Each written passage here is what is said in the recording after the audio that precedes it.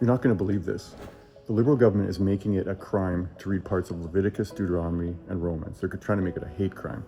Here's what's happened. There's Bill C-9, which is a law combating hate, and it has lots of issues.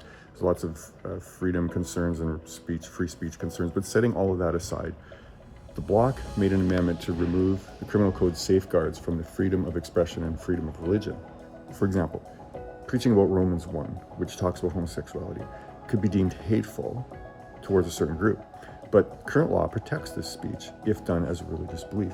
If we remove that protection, then you could actually be charged with a hate crime for preaching out of Romans 1. Now, why did the Liberals do this? Because they wanted to save their 44 seats in Quebec. Listen to Mark Miller. He speaks on behalf of the government. Listen to what he says here. If someone were literally invoking a passage from, in this case, the Bible, but there are other religious texts that say the same thing, and somehow say that this is good faith. I mean, clearly there are situations in these texts where these statements are hateful. They should not be used to invoke or be a defense, and there should perhaps be discretion for prosecutors to press charges. I just want to understand what your notion of good faith is in this context, where there are clearly passages in religious texts that are clearly hateful. Now, sometimes people try to hide behind this religious protection to commit actual crimes, like incitement to hatred or genocide or things like that.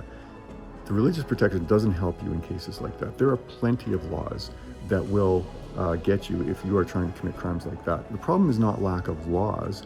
The problem is lack of enforcement of existing laws. So whether you're Christian, Sikh, Hindu, Buddhist, whatever, this should concern you very greatly. So I would encourage you to write the government and voice your opinion. Especially encourage folks with Liberal or Bloc MPs. Write them a letter, talk to them, give them a phone call. Talk about it with your friends. If you're a religious leader, talk about it with your congregation. Get engaged. Mark Carney is coming for your ability to speak freely. Don't let him take that away.